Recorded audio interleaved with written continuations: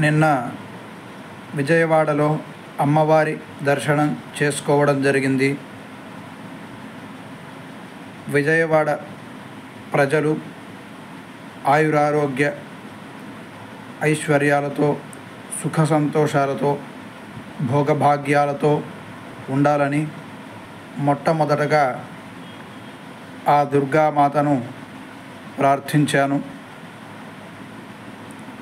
తరువాత అలాగే ఆరోగ్యం బాగలేక ఇబ్బంది పడుతున్నటువంటి వారందరికీ కూడా అమ్మవారి అనుగ్రహంతో అనారోగ్యం అంతా కూడా తొలగిపోయి పరిపూర్ణమైనటువంటి ఆరోగ్యాన్ని అమ్మవారు ప్రసాదించాలని వేడుకున్నాను.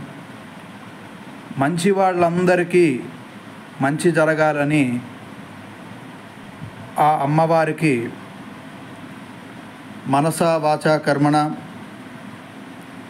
విజ్ఞప్తి చేసుకున్నాను.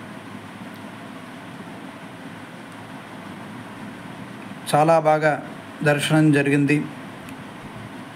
ఇక ఈ సందర్భంలో ఒక చిన్న విషయం తెలియజేస్తున్నాను.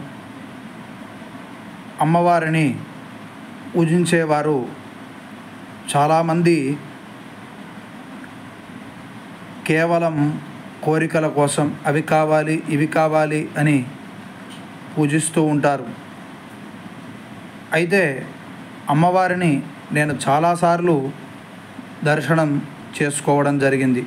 అక్కడికి వెళ్ళినప్పుడల్లా నేను ఒకటి మననం చేసుకుంటూ ఉంటాను, ఒకటి చూసి మననం చేసుకుంటూ ఉంటాను. అదేమిటి అంటే అమ్మ దయ ఉంటే అన్నీ ఉన్నట్లే. అమ్మవారి యొక్క అనుగ్రహం మనకుంటే చాలు, అన్నీ అవే మనకు లభిస్తాయి, అవే మనకు సిద్ధిస్తాయి. అమ్మవారి యొక్క దయ ఉంటే మనందరికీ చాలు. కాబట్టి మంచి వాళ్ళందరికీ దుర్గామాత యొక్క అనుగ్రహం తప్పకుండా కలగాలి అని అమ్మవారిని ప్రార్థించడం జరిగింది.